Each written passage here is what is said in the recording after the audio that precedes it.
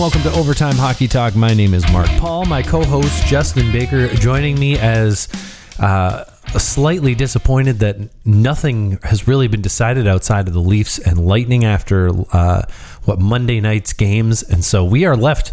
I mean, I'm not disappointed, but maybe Justin is a little bit. The only series we know about right now are the Toronto Maple Leafs and the Tampa Bay Lightning. So on today's show, we will preview that series, and we'll just talk all the possible matchups up till then. Justin, how's it going for you? I can't complain. It's been a crazy day, but glad I get the break from work and get to chat with you now. And yeah, me too. Yeah. Me too. So how was the birthday, by the way? I know our listeners are curious. You know how? Yeah. I don't want to spoil it and tell them your age, but that's okay. 37. It's all right. You know, it is. I was thinking about it. I think when we started the show, let's see, it was 2017, so I would have already been 31, right? Yeah, 31. Yeah, I think so. That's that's crazy. I mean, that's pretty crazy that I've had 6, I guess now 5 birthdays. No, 30. Yeah, 6 birthdays since then. So pretty nuts. I feel like, you know, half my adult life we've been doing this podcast almost. That's the way it feels. I guess a third of my adult life. A third, yeah. Yeah, 6 years. Beautiful thing. It is. But yeah, it was a fun birthday. You know, just hanging out with the family. And actually, this last weekend went to my parents' house that live near Lake Michigan, so that was a lot of fun. I played a lot of pickleball. They have a pickleball court near their house, and boy, if you've never played pickleball, I'll tell you what, it's like an old man's tennis, but it's just it's really fun because it's a little easier to play. So somebody who's not real, like somebody who is good at tennis and somebody who's like okay at tennis, it's not even fun. But someone who's good at pickleball and somebody who's like okay, it's still really fun. And you play doubles. It's a lot smaller of a court, so you don't get tired as quickly, so you can play for a longer amount of time, and you're rarely hitting the ball above your shoulders, so it's a lot more like underhand and sideways kind of hitting with your paddle. So it's just really easy on the body, which is nice, which is why a lot of old people play it. Yeah, I was going to say, yeah, that makes a lot of sense now, and I can honestly say I've never played it. So yeah, I had never played it up until Friday of last week, so I had a great time. My brother has played a decent amount, so he explained the rules and all that. So, but yeah, good game. If you ever have the opportunity to just go out and play some pickleball, I recommend it. It's a good time, and it's one of those sports where even if your wife likes to be active, you could get out with your wife and like you could play together, and it would actually be fun. Not like if you go out with someone who doesn't know how to play tennis and you try to play tennis, it's not fun. Because it's just so far to hit a ball and accurately, and this is it's basically like a harder wiffle ball that you're playing with. So it's easy, and the court is small, so it's my best way of describing it. It's tennis combined with ping pong. So tennis combined with ping pong. Yeah, all right, I love it. So, anyways, we'll jump into our preview of the Leafs Lightning, and then we'll just jump into all these other playoff races, which it is such a difference from last season where we knew all 8 teams. We almost knew all the matchups by like the final 5-6 games of the season. I mean, we knew who was going to be in the playoffs in the first 30 games. I don't think anything changed after that. Right. Whereas this year we've got some great races. I mean, down to the final 2-3 games of the season, and there are still 2 teams in the East that are out of it that could still make the playoffs. And in the West, there's still 1 team out of it that could make the playoffs. So a fun stretch here to close out the season. But let's jump into Leafs Lightning. We know that the Leafs are will have home ice advantage now in this series. They have really stacked up the points off the Lightning here in the last 2 weeks now. They're 11 points up on the Lightning with 2 games left to go for both teams. The Tampa Bay Lightning 3-7 in their final 10 right now, or in their last 10. They've lost 3 in a row. The Leafs are kind of on cruise control. I mean, last night they played the Florida Panthers, who desperately needed to win. And it looked like the Leafs, they were out there to play, but you could tell Florida was dying to win that game, and the Leafs still beat them. So that's a good, to me, that's a really good sign. When you don't need to win a game and you beat the team who's just going balls out to get that extra point. Yeah, I mean, I can't disagree with you there. I think it's a good sign for Maple Leafs fans, especially because this is a make it or break it year for management here in Toronto, and I think just to see that drive from the players to know that, hopefully, assumingly that they're going to go into the playoffs with this same mental mentality, this same drive, this hunger, and hopefully that'll lead to some success for them in the first round. Yeah, and I think that just to start off the bat, I guess looking at some Maple Leafs players who have had some career years, you look at William Nylander and the impact that he has had this season in particular, where I think in the past, obviously he is still your guy behind Matthews and Marner, and he's somewhere, there's Tavares there too. I think that people maybe think of Tavares before they think of Nylander, although I think that Nylander is the more important player. And when Tavares went down against Montreal in that series, Nylander was the Leafs' best player. But Nylander here, he's setting career highs. He's got 83 points, 38 goals. Maybe he ends up with 40 by the end of this, but he broke last year's high of 80 points and 34 goals. So this kid's only getting better. Not really a kid anymore. He's 27 now? Almost 27. So. He'll turn 27 on May the 1st. So he's almost 27. And I mean, I think he's just at peak William Nylander, right, is what we're seeing. And if, him being this much better and this confident really gives the Leafs that, next step and that next level of edge over the Lightning, who, in the past have had this. I would say Braden Point has been their X factor, because you had Kucherov and Stamkos and Hedman, and then down the list you had Braden Point, who was on a lot of teams he'd be the best player on the team. Yeah, I mean it's going to be interesting, right? So that's the other thing too, right? So Toronto or Tampa's always had this. They've been known for their forward depth, right? And I think maybe this year. We won't really say that as much, just because, again, they weren't going out at the deadline and acquiring, spending a few first-round picks to bring in some, What do you mean? They brought in Tanner Jeannot. Well, they spent first-round picks on him at least. Yeah. But I'm just saying, they spent 2 first-rounders last year on Brandon Hagel, and it's clearly worked out well. They brought in Nick Paul, guys that, were difference makers on a third line that really on other teams would be slotted a little bit higher, whether that's first or second lines. And so sure. Tanner Jeannot, again, he's a quality depth player, but he's not a first or second line guy, in my opinion. And now he's hurt anyway, so. Right, exactly. So it doesn't even matter. And so, I think that's the difference this year is now you've got a Tampa team that hasn't gone out and tried to acquire a first line winger to put on their third line to try to, to have their quote unquote third line that's going to destroy you in the playoffs. And so that's where. Well, but in some respects, they did that last year. Sure. They already went and they spent the resources last year on those guys. And they did. I mean, Tanner Jeannot was supposed to be the final piece, I'll say, of that third line, because he was kind of acquired to be, well, we lost Palat and now we're going to try bring in one more piece to kind of solidify that bottom 9 or the top 9. Yeah, and you look at it, right? So Russ Colton, Anthony Cirelli, they're no slouches as far as third line players are concerned.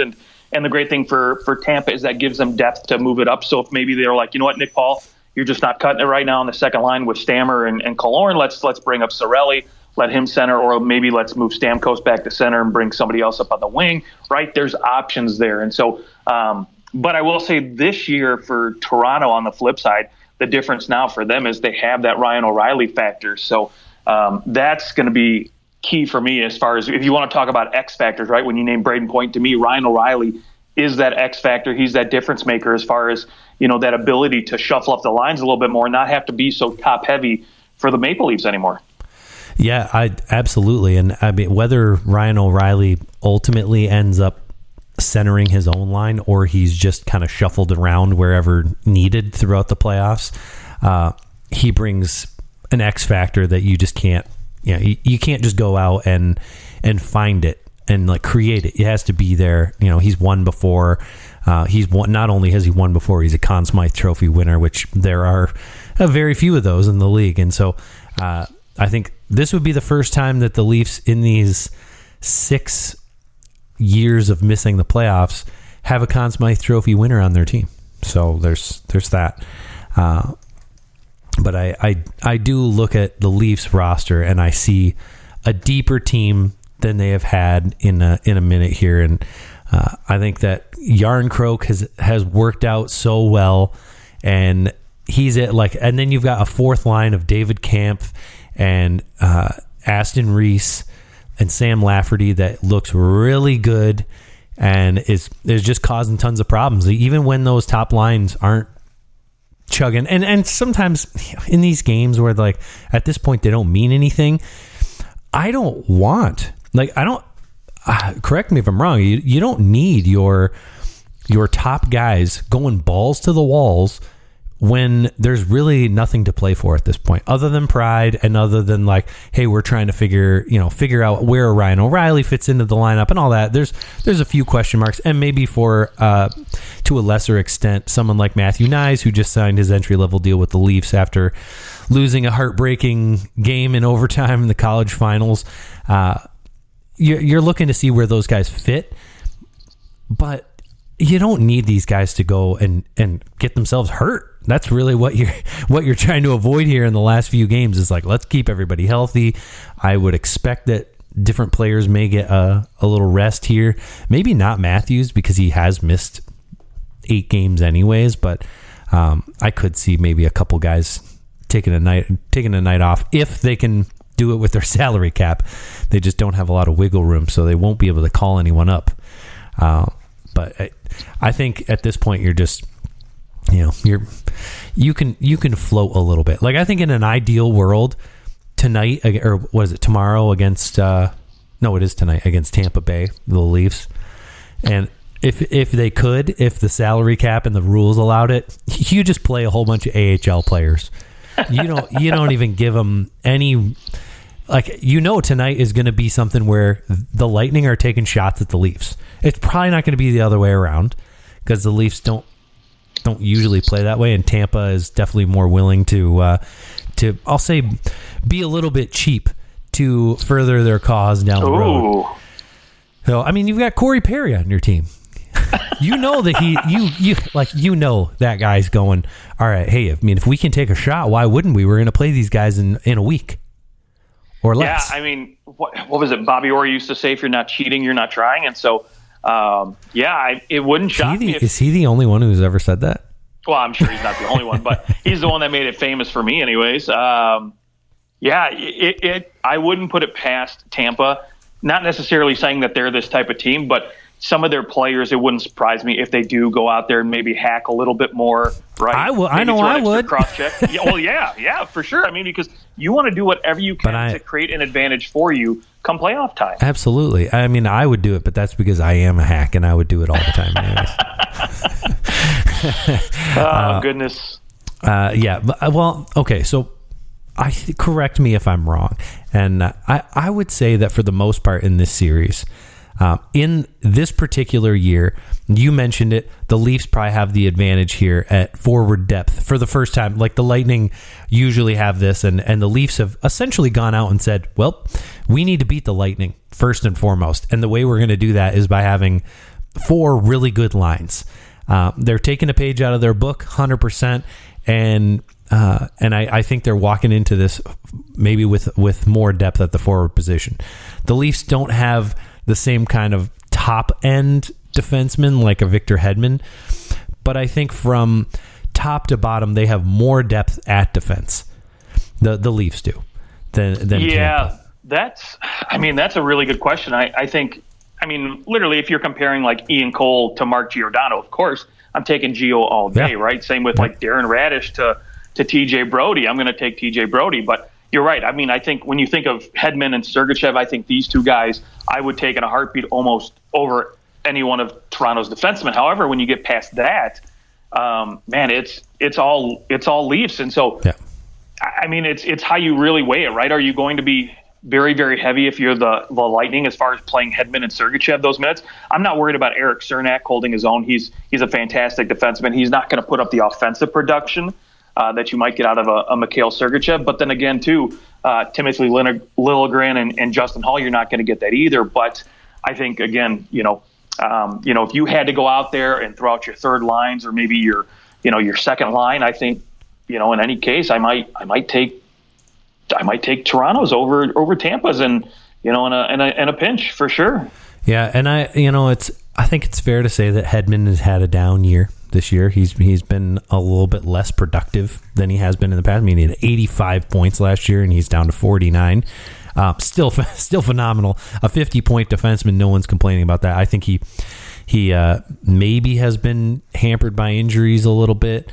I'd say for the most part, Tampa in general has been pretty hampered by some injuries throughout the season, and that never helps.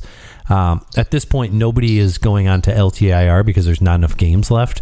But they have had their injury problems this year, and that maybe goes into why they are a little bit further down in their point total than we expected. I think we all expected this team to be a 100-point team for sure. But I will say the one area that Tampa Bay has the X factor is in goal, right? Like they've got Andrei Vasilevsky, who, maybe he hasn't been, he's not up for the Vezina this year. We'll say that. He's been really good, though, a .916 save percentage, which is exactly his save percentage a year before. And, he's going to be a factor. And that, to me, is probably the one area where you go, okay, maybe the Leafs, top to bottom, have an advantage at forward and net defense. But then when you go to the goaltending, it is a pretty big gulf between Vasilevsky and Samsonov in the playoffs. Yeah, I don't think there's any doubt about that, right? I mean, when you talk about, the difference in goal is, I know Vasilevsky can turn it on, right? So he can come in playoffs and just go to a whole nother level that, I haven't seen Samsonov do. And it's going to be very hard to beat Tampa 2 games in a row. Exactly. Because he rarely loses 2 games in a row. It finally happened in last year's playoffs. But he very rarely does it. It happened that one time in the finals against the Colorado Avalanche, and it hadn't happened for 3 years. Right. Before that, I think the last time it had happened was the swept series against the Columbus Blue Jackets in 2018. Was that 2018-19? Yeah. Or 2018. It was 2018. Yeah. It was 2018. But, yep. I mean, so Vasi can turn it on, and I know a lot of Tampa's forwards can do that as well. And so what I'm interested to see is if Toronto's forwards, like you mentioned, last night's game against Florida, right, going into overtime, they seem to go to another level that I want to see in playoff hockey, right? They had that compete, that drive that I want to see, like we saw with Draisaitl last year, playing on one leg, but somehow managed to just will himself to take his game to another level on one foot. And so I want to see that out of Matthews, Nylander this year. I want to see those guys take it to another level. Now, they've been good in the playoffs the last couple of years, but like last year, right? Nylander 7 points in 7 games. The year before that, 8 points in 7 games. And Matthews very similar as far as production is concerned. And, I want to see it to another level where, they get 12, 13 points in, 6 or 7 games. And and you want to see some actual production from down in the lineup. Let's go to other characters who have been here in the past, that were on the team last year, like Alex Kerfoot, 2 points in those 7 games. Now, the year before against Montreal, he did have 6 points in 7 games. Now, granted, 1 goal. Not that Kerfoot is a guy that you're expecting to score a bunch of goals, but you do want to see the point production. Michael Bunting, a goal and 2 assists in the 6 games last year. He did get hurt. I'm trying to go through here and on the guys that were actually on the team. Most of the bottom 6 left. The top guys all had a point per game or better. It's just a matter of that bottom 6. You need those goals. That you need that Brandon Paul kind of goal where unexpected characters score big goals for you. And the Leafs didn't get it. I don't think you can blame the top guys at all, but I think you're right. You can't blame the top guys, but you also can't give them any credit. They didn't win, so you're making $11.6 million.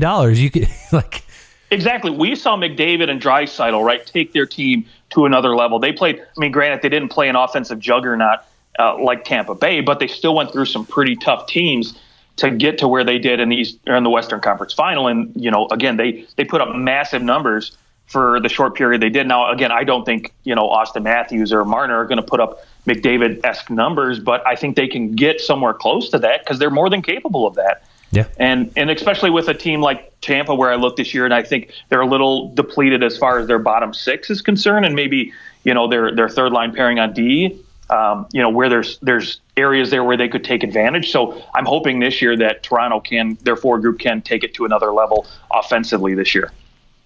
Yes. And yeah, let's just go win a round. Like, for the love of God, win a round in the playoffs. It's actually unbelievable. Sure, even if you're not a Maple Leaf fan, like my whole life, I was taught to hate the Red Wings.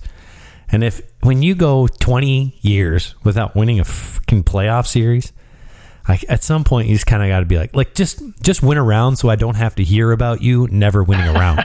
Because it gets kind of like, all right. I mean, it's just an old. I would much rather the narrative needs to change for this team, and I hope that it's this year. I mean, it just is. Otherwise, I mean, everybody's getting fired. How can you not? How can you not fire everyone?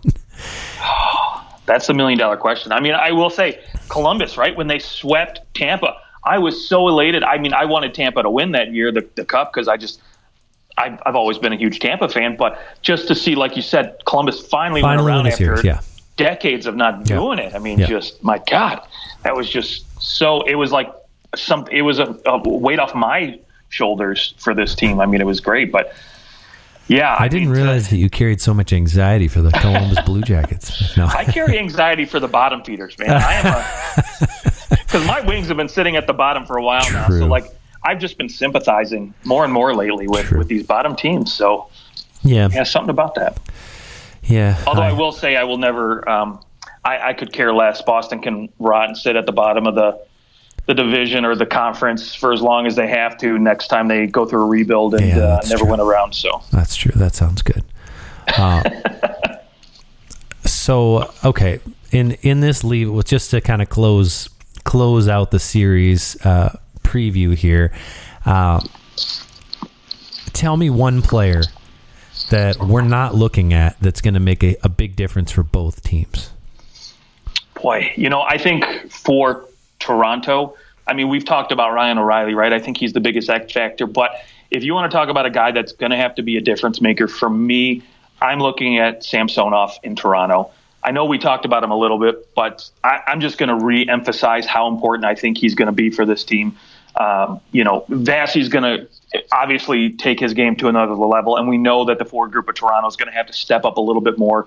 But to me, more importantly, I think this goaltending has got to take it to a level that they weren't getting out of Jack Campbell last year and company, the few years before. And not necessarily have to put up like a 940 save percentage, but you're going to have to give in that high 920 save percentage in order to beat this Tampa team. Yes, Samsonov needs to be good, or Matt Murray. It doesn't matter who's in there. Joseph Wall, like somebody, you're going to need to be good. And Samsonov has shown that he can do. He's played very well this year. I don't think that anyone expected him to be this good, and he has been. And honestly, he had a pretty normal save percentage in the playoffs last year for the Capitals. The Capitals weren't winning that series against Carolina anyways. So I mean he's at least played in playoff games.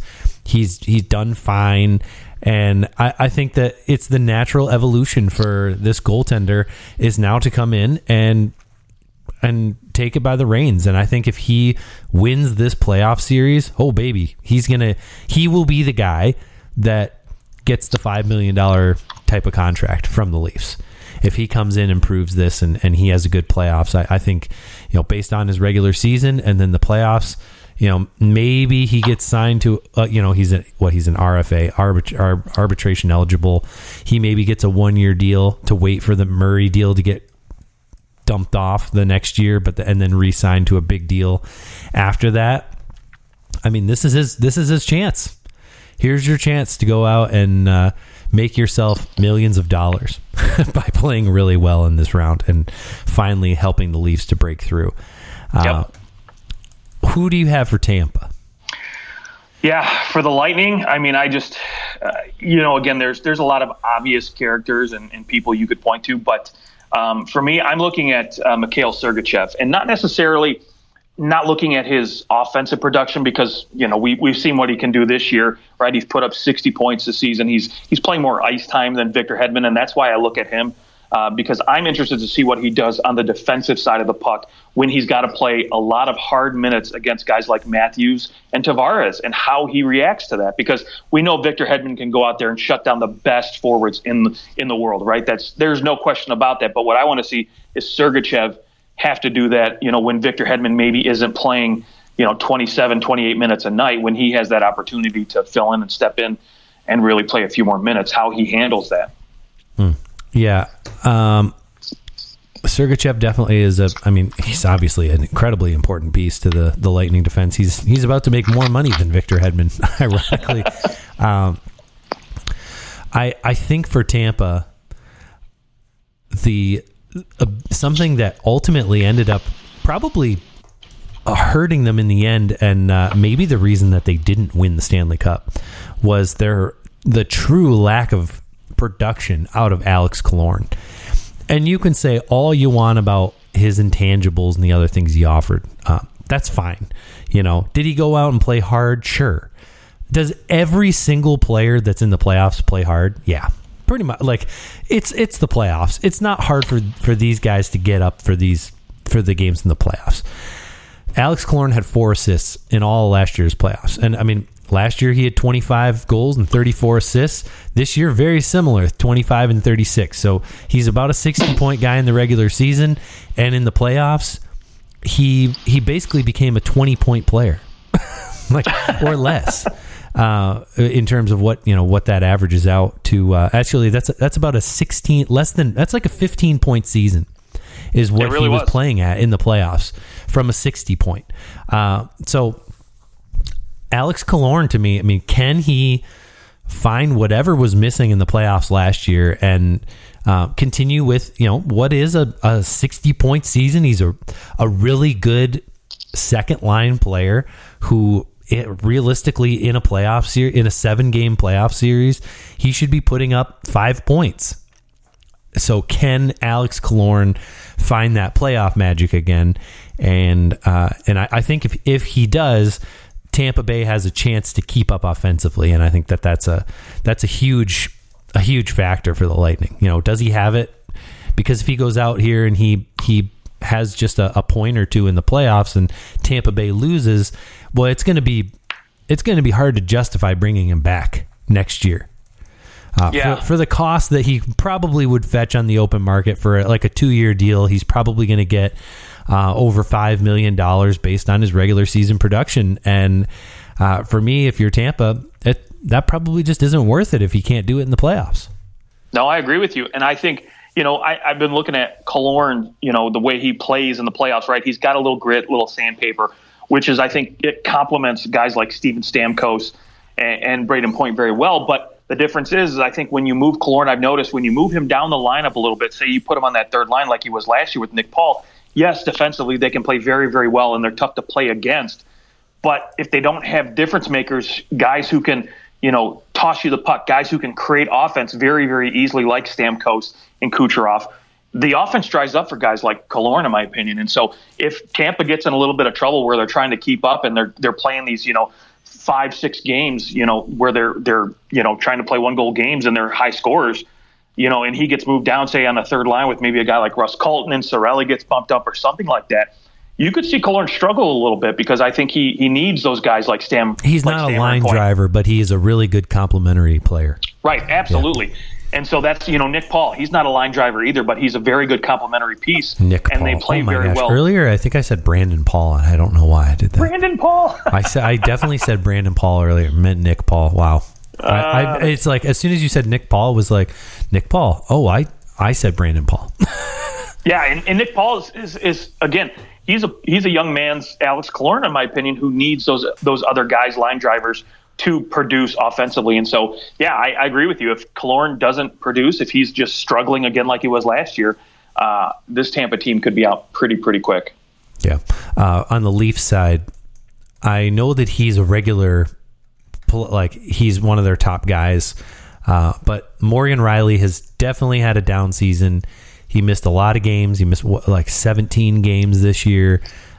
Only has 4 goals in those 63 games. That's the lowest goal total that he's been on pace for since his rookie year, where he only had 2 goals.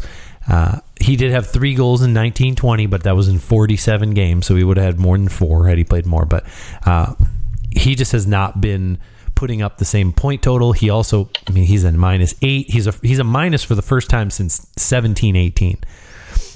That's not insignificant, and he's just been making some mistakes that haven't been typical of him, and I have to think that it's got something to do with the injury.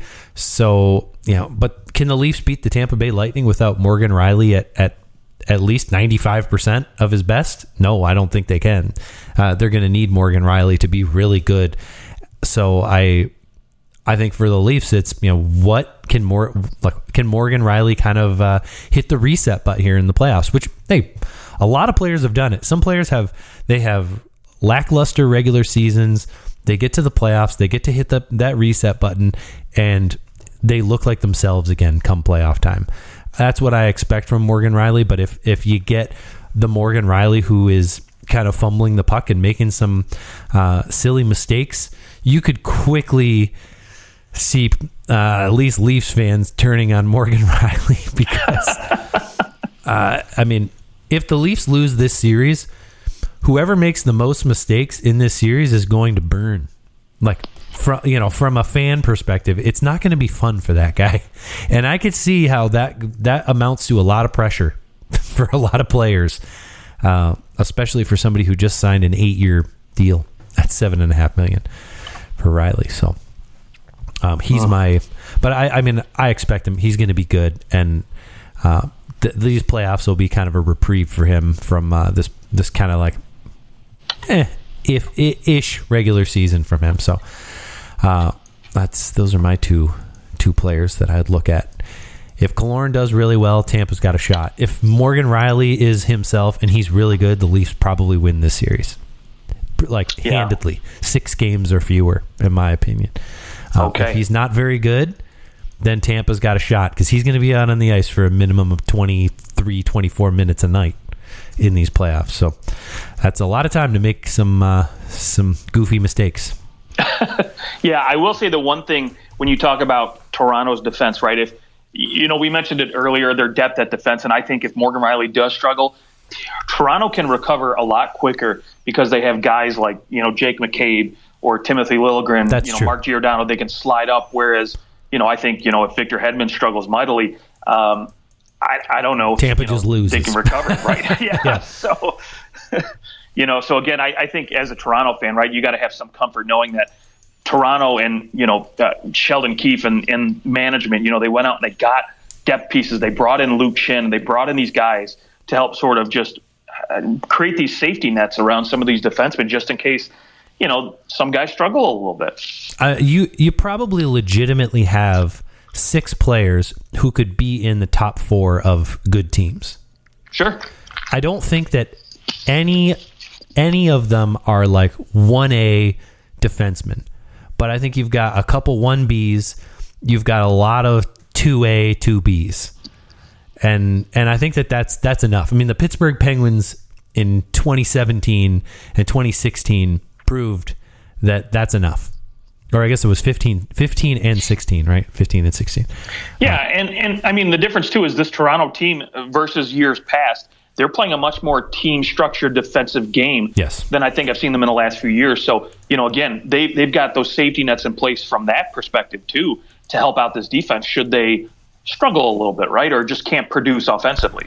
That's very true. Can I just tell you that I don't just want the Leafs to win this series. Just don't, can we just wrap this thing up in 5 so that I don't have to use my entire bottle of Zoloft? Or entire bottle of whiskey. I mean, if you think about it, the Leafs have gone to other than that the first series where they made the playoffs, with Matthews and their rookie season, they played Washington and it went to 6 games. They weren't going to beat the Washington Capitals, but they gave it their all and it was a great series. That one went to 6 games. All the rest have gone to the max amount of games, 7 games, or one of them went to the 5th game because that was the play-in round against Columbus. So, I mean, it's just been. I don't want to see another long series. Can we just let's just wrap this one up in 5 or 6 and move on to the next round? And I'm just praying for that.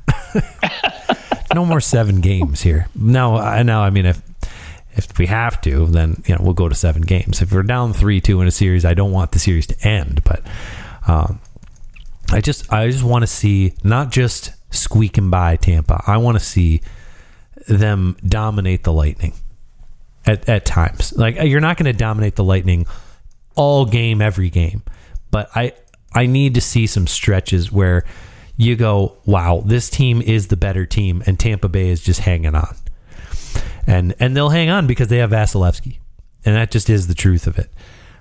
They can ride his coattails for a little while, and they definitely have the depth to be able to score goals and win some games here in the playoffs. So I think I'm picking the Leafs to win in 6. In 6, okay. In 6, yeah. Well, I can't say I'm not surprised that you're picking Toronto, but I think you might be surprised by my pick. I'm going to pick Toronto in 5. Okay. All right. Winning it at home. Yeah, I think that would be 3 home, probably 3 home wins and then a win in Tampa. Yeah, I agree. I mean, if you look at Tampa away, their record's okay. It's below 500, and Toronto's done pretty well away from home. But I think the difference this year is just I look at guys like Killorn. I look at that depth on that 3rd and 4th line for Tampa, and I just think, you know what, it's just not enough for me to get past this Toronto team. When you look at guys like Kerfoot, Ryan O'Reilly, that Yarncrook on that 3rd line, I think Toronto's just got more depth up front for me, and I think if Samsonov can match or just be pretty close to Vasi as far as production and stops are concerned, I just don't think Tampa's got the horses again this year to do it. I just think they're just going to not necessarily go into one of those like, oh crap, now we got to reset because we lost pretty bad in 5 games to Toronto. But it's just, we just we fizzled out. We just didn't have a good run, and I just think that's kind of how it's going to play out. That's what happens when you go 3 straight cup runs, right? Like, exactly. All the way to the finals. And you spend a lot of first round picks on depth pieces. Not like they weren't spending first round picks on first line guys. They were spending first round picks on depth pieces who were cheap and they could afford under their cap. So it is going to come back eventually but I mean, who cares? You won 2 Stanley Cups and you went to a 3rd Stanley Cup final. Unbelievable. Only the Leafs could dream about doing something like that. Right. So, I mean, I watched it with my Red Wings for so many years, right? They won cups and then they started spending first round picks just to stay in the fight, right? And then it just eventually fizzled out. And I think that's kind of what's going to happen with Tampa. And you're not necessarily going to see a hard reset, but you're going to see, I think, some spending here over the next few years where they're going to move guys like Killorn out. And bring some other let's not forget that Kucherov is over here having a pretty historic season. I mean, he's at 111 points. He's unbelievable. We haven't even really touched on him yet. But I mean, Kucherov is still Kucherov. You're never going to be out of the fight when you have guys like Stamkos and Kucherov and Brayden Point might have a 50-goal year. Right. I mean, that's crazy. So, all right. Well, there's the Leafs Lightning preview. Let's just spend a little bit of time here on the rest of the league. You want to go? Let's sneak over to the Western Conference since we're those 2 teams are in the East. We'll talk through what could happen here. Now I know we're recording this on Tuesday at about 6 p.m. So before all of tonight's games begin, which there are some games that will definitely have an impact on these standings. The Red Wings play the Hurricanes. That has a big effect there in the East. The Penguins play the Blackhawks. That one, I think we're all leaning towards the Penguins winning that game. But in the West, man, the Jets playing the Wild. That's a huge game for both teams. The Jets clinch a playoff spot with 1 point, or the Wild can also get back into.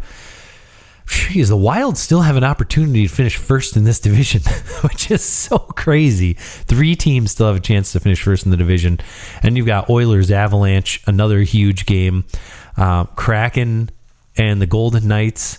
The Kraken have a chance to jump LA and go play the Edmonton. What do you want to do? Let's start here. If you're the Seattle Kraken and you're looking at this and you go, all right, no one can catch us, right? They're in the playoffs. If they win, they could move up and play the Edmonton Oilers, or they could lose and they would likely play either the Dallas Stars or the Colorado Avalanche. So, or they could also win, not play the Oilers, and play the Golden Knights. if the Golden Knights fall and the Oilers jump up in the standings, which the Oilers, my God, have won 7 in a row right now. They are just tearing it up. What do you do here if you're Seattle? Or what do you want if you're Seattle? Honestly, I would just say you don't really care, right? I think if you're a Seattle fan, right, you get in. You just want to show up and not be embarrassed in the first round, right? You want to put up a little bit of fight, maybe try to go 6 or 7 games. But I mean, if I had my choice, right? If I had to pick one team not to play against, it's the Edmonton Oilers, right? I don't want to play that team for whatever reason. So I want to let Vegas or Edmonton win. Jump Colorado or Dallas for a potential first place. That way, you end up playing Dallas or Colorado in the first round, and I think Colorado, to me, is a little bit more tempting because of their lack of depth down the center position on that second and third line. So maybe you think, okay, cool, we could potentially have a shot if we get some decent goaltending there. If we can, because who knows where Landeskog is, how he's going to, be performing. I don't know what his status is right now, but you're not getting him 100% regardless when he comes back. And but if you have to face, a team with three guys with 100 points right now, and a 150-point player, I am, with that poor goaltending that the Wild have had, or that Seattle has had this season between Grubauer and Jones. And don't get me wrong, Jones has been fine, but he hasn't been good. Fine. Yeah, they're going to get shellacked pretty quick, so they're going to have to win some 7 to 6 games if they end up playing Edmonton. I mean, that would be fine. I'd be there. I'm here for that. Not them getting shellacked, but the 7-6 games. Here's the correct, so the last day of the regular season is Friday, April 14th. The Sabres play an inconsequential game. Well, I lied. That could be a consequential game against the Blue Jackets. If the Sabres have won out and a couple teams lose, we'll get to that. But the Avalanche play the Predators on the final game. That will likely be the last game to end. And there's a chance that the winner, if Nashville wins that game, they make the playoffs. If Colorado wins that game, they win the division. And my goodness, do you ever want to win the division in this one? I think you definitely want to be taking on either Seattle or Winnipeg over Minnesota or Dallas, in my opinion. But the day before that, the late night games. Here's the potential for this. So you've got Oilers Sharks, Ducks Kings, Kraken Golden Knights, all going between 9 and 10:30 starts, and potentially all those teams playing one team wins, and it could all get flip-flopped. Everything, Edmonton could jump Vegas, or Seattle jumps Los Angeles. Only thing that can't happen is Los Angeles jumping the Oilers. So Los Angeles is either going to finish third or in that first wild card spot. Seattle has the opportunity because they've got a game in hand, 2 games remaining, both against the Golden Knights down the stretch. So it is pretty crazy that we've got 3 days left of the regular season, and we truly have no idea who's going to play who. No idea. Right. We don't even because it looks likely that Vegas is going to probably be the top team in the West, which would mean they play Winnipeg or Nashville. Now, like I said, Winnipeg needs 1 point. So, by the time you're listening to this, if Winnipeg scooped up a point against Minnesota, I believe that it would be, the regulation overtime wins. Winnipeg's 44, Nashville's 35. So it's not anywhere close. So they just need the 1 point here in the next 2 games. But so there's a chance that that's wrapped up. It's probably pretty likely that we're going to see Vegas play Winnipeg, I guess, in that scenario. I think that, you go Vegas, Seattle 2 games in a row. I think it's fair to say that both those teams probably pick up 2 points apiece. I don't think that either one of those teams is just going to sweep the board and get 4 and the other one gets 0, right? Like, that doesn't happen that often. Well, I would assume so. Yeah. So, I mean, so many things can happen. I know now you're listening to this and a few things have changed, but it is exciting in the Western Conference how literally everything could be different from how it is today and even tomorrow. So, who do you think wins each division, Central and Pacific? Yeah, I mean, I got to say, just because, again, Edmonton just being a couple points back, I think they're still going to continue to roll. But, I mean, ultimately, they have the tiebreaker. They do have the tiebreaker. I will give you that. But I do think, again, 2 points behind with 2 games to go for both these teams. I think Vegas ultimately is going to snatch up 3 out of a possible 4 points. I think they've been playing great hockey too, and I mean Edmonton's been playing fantastic hockey. But I just think Vegas is going to do enough to clinch, because if you look at it, right, I mean, don't get me wrong, Los Angeles is not looking like as big a threat as Edmonton is, but I mean, you don't want to have to play them either. So I think Vegas would much rather prefer to have to play a Winnipeg team or potentially a Seattle team versus having to go up against especially Los Angeles. Some of the like a team like Winnipeg who's just clawing at everything to just try and desperately make the playoff, like not go and have a complete meltdown in the second half of the season. I mean, at one point they were 3rd in the Central, right? Or they were 1st in the Central for a while. First, yeah, at one point. And they have fallen to this point where you have to pick up 1 point in the final 2 games of the regular season just to make the playoffs. I think they will be playing desperate hockey, and they have been for a while now.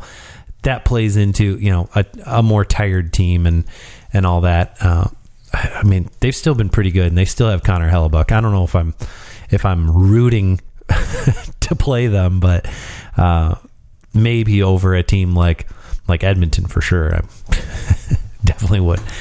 All right, should we go over to the? Oh wait, you didn't give your Central. Who do you think is going to win the Central? Oh, well, I mean, gosh, that one's a toss-up, but I think at this point I'll go Colorado. With that game in hand, yeah. Yeah, I would love to see a Dallas-Minnesota matchup in that first round. I think that would just be a lot of fun. And Colorado, I think, again, they're a team to me that is suspect in terms of, I think. But their second half has just been so good. I mean, they were outside the playoffs, and they have just... they could still win the entire Western Conference without 3 wins and like a Vegas loss. Right. But to me, I think there's a team there in Colorado who has the potential to be upset in the first round. And I kind of like that, right? And if you put them in, if they falter and have to play a Minnesota, right? If they lose to Minnesota, that's okay. It's, Minnesota's going to be a tough out for anybody. But if you have to go play Seattle or Winnipeg in the first round and you're Colorado, right, and you lose to them, well, that's clearly an upset. I don't think there's any doubt about that. So sure. To me, that's, a series that I would like to see maybe possibly be upset. All right. Yeah, I'm, I definitely, Colorado's the easy pick. The obvious pick, not the easy pick, the obvious pick. In there, the fact that Colorado's only lost 6 games in overtime or a shootout is pretty impressive. Like, they have 49 wins on the year, whereas Dallas has 45. They've lost in overtime or a shootout a total of 14. They've actually lost in overtime 11 times. Dallas has, whereas Colorado has lost in overtime 3 times. So there's just it's just interesting how points get stacked up, where things could be much different if it weren't for that little extra point, and Colorado has not benefited from that point, whereas I know Calgary's eliminated from the playoffs, but my goodness, 17 games that they've lost in overtime in a shootout. They've lost 12 in overtime and 5 in a shootout. Shows you why they aren't going to make the playoffs, I guess. I was going to say, when you got a large number of overtime or shootout losses, you're typically at the bottom of the league, right? I mean, you look at, teams like Anaheim, San Jose, Arizona, there's double digits there for a reason. Yeah, I mean, the New York Rangers have lost 13. They've lost 10 games in overtime this year. Ultimately, it doesn't matter in the playoffs because the playoffs are played 5-on-5. Those teams just have to hope they never play 3-on-3. For whatever reason, double penalties for both teams, right? All right, let's go to the Eastern Conference. We've covered Toronto and Tampa. We know Boston has won the conference. They've won the President's Trophy. They did like 3 months ago, and they are going to play. Let's start there. Boston's going to play one of Florida, New York Islanders, Pittsburgh, or Buffalo. Technically, Buffalo's still in it. If Buffalo wins the final 3 games of their season, that'd put them at 93 points, and they would be able to the other teams in there. I mean, Florida, in their final game of the year, they have to beat the Carolina Hurricanes or pick up a point against the Hurricanes, and they will make the playoffs. That's no easy task because the playoffs or the Hurricanes are fighting for the top of the division, so I don't think they're going to be dressing anything but their best lineup, right? You would assume for that right? game. I mean, you would assume so, but let's just assume so, right? and that game will be played on April the 13th. So it is we've got a little while, like a couple days before we know. We'll have a better idea of what the entirety of the standings look like at that point. Because the Islanders will have already played. The Islanders play Montreal tomorrow on the 12th on Wednesday. So the Islanders, basically a must-win game for the Islanders to make the playoffs. If they win, I guess they still aren't guaranteed to make the playoffs, right? Yeah, if they win, they aren't. Not guaranteed. Not guaranteed, but it's pretty likely if they can win. And they would hope to do it in regulation, too, because if it comes down to that tiebreaker, right, I think they would, the RW, the regulation wins, they would tie Florida with 36 apiece. Well, assuming that Florida regulation loses. Overtime wins is what? Well, it's first regulation wins, then the overtime. That's right. Yeah, and then they would potentially have 41 in the regulation overtime wins column, which would be more than Florida, assuming Florida loses their last game. So, the Islanders will hope to do that in regulation to, potentially steal that, assuming that they win. But now here's the caveat: the Pittsburgh Penguins play the Chicago Blackhawks tonight, and then the Columbus Blue Jackets, the 2 worst teams in each conference. Right. So I mean, the scheduling gods have smiled on the Penguins. Now they still have to go out and win those games. Chicago played spoiler the other night to the Winnipeg Jets, and on a must-win game really for the Jets. I mean, a game that would have been really important. Or no, sorry, to the Flames. They beat the Flames. Yes. And killed the Flames' playoff hope, so I'm sure they'd love to be spoiler again. But the Penguins theoretically should win both those games, putting them at 94 points, which would guarantee them a playoff spot. They are in control of their own destiny. The Islanders will need some help. They could get that 93 points. They need Florida to lose. They could lose in overtime too and be tied. Like you said, they get the tiebreaker. But that would also put Buffalo, if they won 3 games, that actually would. Buffalo doesn't have the tiebreaker, so they can't. They need these. So one of these other teams, 2 of these other teams, to be below 93 points, to be at 92. So Buffalo, big time outside chance. Plus, you got to win all 3 games. That's no easy task. Doesn't even matter if they're against lesser teams. No, I mean, they got to. Buffalo's got to play New Jersey tonight. And Luke Hughes coming in tonight for New Jersey. Yes. So the brothers, right? The Hughes brothers. There's going to be, I mean, you want to talk about a New Jersey team that's going to be amped up, ready to go. And Buffalo's playing in New Jersey too. So, I mean, New Jersey, more so than any other division, that Metro division between the Rangers at this point, I don't think that it's likely that they that they move up in the standings. I think they could, if they win the final game of the regular season for them, that would put them at 109 points. Right now, that would tie them with Carolina. But both Carolina and New Jersey have 2 games left. And I don't think that it's likely that those two teams in the final 2 games of the season go over and end up with no points. So I think New York's kind of got to be looking at this like, you know what, it is what it is. I think we're just going to probably finish where we are, and that's fine. And you're just going to kind of wait and see, do you end up playing Carolina or do you end up playing New Jersey? And especially like the Rangers will probably win. The Leafs it'll be the last game of the season for the Leafs. The Leafs don't have much to play for. So, the Rangers could probably win it, but I just don't see New Jersey or Carolina going 0 points out of 4 in the next 2 games. No, I agree with you. With so much on the line and the way they've played, it just it's unlikely. I know neither team has played great. Like Carolina's lost 3 in a row. They're struggling to score a little bit here without Svechnikov.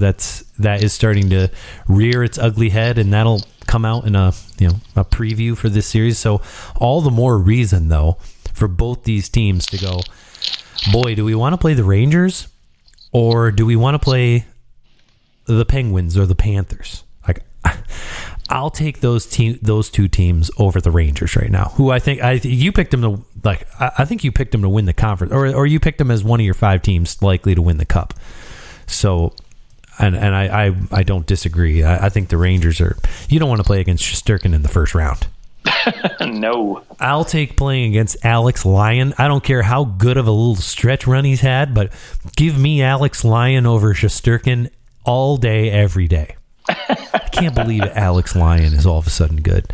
3rd star of the week, baby. yes, I know. I mean, congratulations to him. I just, it's one of those guys who have just been, you kind of write off in your head that they're a backup goalie, and that's just kind of what they are, and that's fine. There's no shame in being a really decent NHL backup goalie, but he's come in here for a not quite the Hamburglar kind of run, but hey, pretty darn close, like pretty similar vibe. Like a guy who hasn't been much comes in and is just stealing the show for a little while. It's always fun when it happens. I don't hate it, but I also say, bring that team on instead of the Rangers. Yeah, but let's be honest. Is he really going to? Is he going to get the nudge in the playoffs? Right? If it comes down to it, I mean, no, they're going to go to Bobrovsky. So. Yeah, but Bobrovsky's going to have a pretty short leash, I would guess, because of that. I won't disagree with you on that one. So, all right, give me your picks. Who do you have making the playoffs in the Eastern Conference between Florida, New York, Pittsburgh, and Buffalo? Yeah, I mean, I think it's going to be Florida and Pittsburgh. I just think, again, the Islanders scored a struggle, unlike some of these other teams where, I don't really worry about Pittsburgh's ability to put up a few goals. Now the difference is obviously, the Islanders do a very good job of keeping the puck out. But when I look at their schedule here for Pittsburgh having to play those bottom feeders in Chicago and Columbus, I think with that veteran talent they have between Crosby, Malkin, Letang, that whole group, I think they'll figure out a way to get it done and at least get 3 points. Now the Islanders, on the other hand, I could see potentially being upset because I think Marty St. Louis is the type of coach that's going to be pushing his team to play hard till that final whistle of the season and no quit, right? I mean, that's this type of team, and I think they could potentially play upsetter to the Islanders, and boy, would they love that, right? Just to put a little tip of the cap, a little feather in their hat before the season's over with. Yeah, I mean, it's what you have, it's what you've got to play for, right? So yeah, it's absolutely it's something that you could get up for. Like, hey, if we win this game, we're going to knock this team out. Like, that's kind of fun. It is. I'm in for that. Yeah, it'll be a little I think a little crazy here down the stretch. I want to say, in my dream world, Florida and the Islanders lose in regulation in the final game of the regular season, and then we have Pittsburgh getting in, because I just can't yet come to grips with Pittsburgh missing the playoffs and Washington at the same time. I'm just not there yet, so I don't want that to happen. And I want on the final day of the regular season for the Buffalo Sabres to have an opportunity to make the playoffs. Just because that would be so cool against the Blue Jackets. That would be a game I would love to watch. Yes, you would never expect that a Buffalo-Columbus game in the last game of the season this year would have so much at stake. Now, hey, Buffalo loses, or by the time you're listening to this, Buffalo lost to New Jersey. That's a moot point. They're not going to make the playoffs. And that game will be an absolute nothing burger, and I definitely won't watch it. I guess that Colorado-Nashville game has some potential to have a little bit of meaning. Probably my guess is that Winnipeg grabs a point and Nashville's eliminated before that final game of the season. It would be before the final game of that season. And then Colorado trying to win that game could probably be for the division. And potentially the conference. So that game will have some impact on the playoff matchups, but probably not for Nashville or for Buffalo. But I hope that it does, because that would be fun. Any final thoughts here before we get out of here? Oh boy, I'm excited for our next show, because I think next time we chat we'll have a lot more clarity on the playoffs. So I'm excited for that. Absolutely. We'll have to get once we have a few more teams to preview, we'll jump in and have to get a quick episode in, so we don't have to preview what is it, 8 series, so seven other series in one show. That always goes well. That goes 2 hours at that point. But yes, good luck to all the teams that are still in the hunt, and until we chat with you later, you can find us on Twitter at OT Hockey Talk. Justin, hope you have a great night, and try not to work so hard. Never do. We'll talk to you guys soon.